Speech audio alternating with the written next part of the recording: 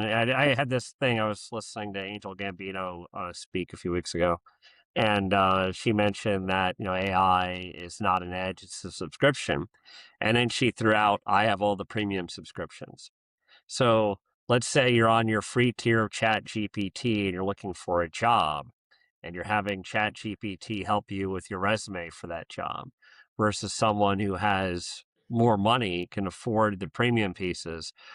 They're getting a better resume as a Yep. result. Yep. That the democratization here, I'm always hesitant to call it democratization because Yeah. we are diluting the value of a lot of work. Basically, we are basically making a lot of these things used to be hard or very easy, but there's very clearly already emerging different tiers of what's happening out there. And like these young startups say, hey, we got this brilliant idea, we're doing this. We got $100 million, and they can't get the compute to train the models that they're doing for that $100 million.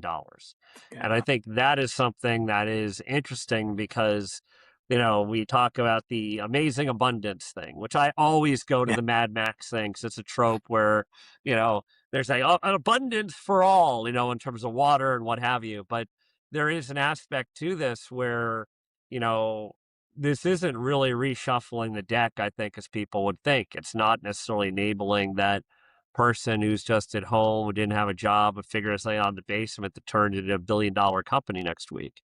There is already emerging a stratification here on who has access to compute resources, what level of subscriptions you can afford, and you might lose your job to someone whose resume was also written with ChatGPT, but was written with the high tier of ChatGPT versus your freely available version. Yeah. By the way, I am Yeah. of firm opinion that if you want to teach people the economy of using compute, everybody should have a claw bot at some point, because nothing will teach you the economics of compute than when you don't you set too many wake ups in the middle of the night. You wake up with $100 worth of tokens just gone for nothing. Everybody should run a claw bot just suddenly you'd be like, oh, I'm gonna use this really judiciously, because that is a skill I think you might have to learn, as we go on.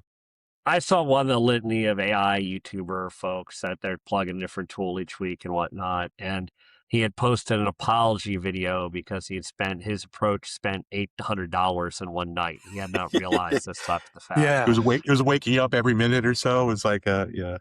But it goes back, I mean, there's a real core here that the SaaS apocalypse narrative is really something that's oversimplified. I mean, we have this Yeah. real Yeah. transition, we have a change, we have all these headless users that are out there. Is that it really is something that is, it's not one thing. It leverages different tools, different pieces. There are tools that are going to be more valuable and live through the SaaS apocalypse. And there's things, these low value SaaS solutions that people are paying for, or SaaS solutions that get greedy, are going to find themselves on the outs. And on top of that, if your SaaS users are white collar workers and middle management, you're going to have to really think about your forecasting because we're seeing that serious disruptive change right now. And by the way, the other thing with SaaS too is that we haven't talked about is these are not things that are just, hey, look, we could replace them with AI overnight. A lot of these SaaS, it's not just the platforms and things that they've come up with. It's a lot of this institutional knowledge that is not Yeah. part of any model. So if you're Salesforce or Adobe or something, you can make a case that there's a lot of institutional knowledge. Like, yeah, you could recreate the tools, but the flow and how people use them and things like this, if you're just recreating that, you're just recreating what Adobe does.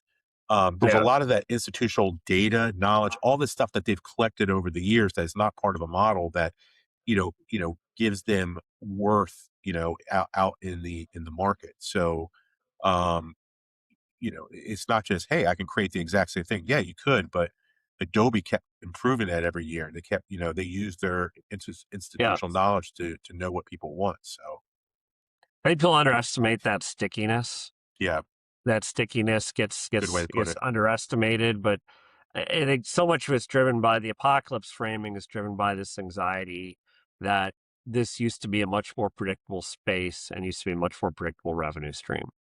And that that you have to make changes now, that you're not going to run the next 10 years doing per seat licenses with 18% increases every year. Yep.